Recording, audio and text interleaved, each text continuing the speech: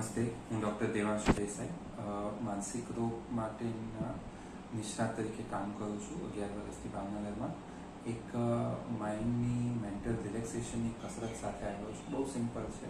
બંને હાથને આ પોઝિશનમાં રાખવાના છે.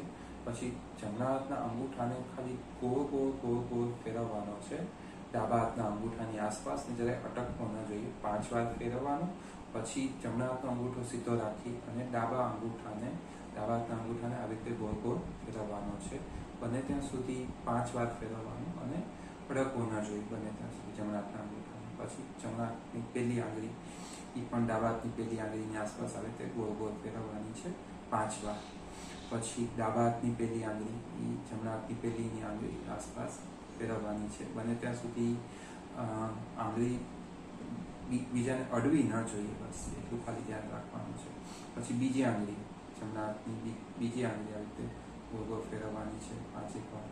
ડાબા હાથની બીજી આંગળી એ પણ આવી રીતે ગોળ ફેરવવાની છે 5 વાર. એકબીજાને બને ત્યાં સુધી અડે નહીં ધ્યાન રાખવાનું. બસ સિમ્પલ છે. આવી રીતે 5 આંગળી 5-10 મિનિટ રોજ કરશો. મગજ માટે માઇન્ડ થોડું સરસ થઈ જશે.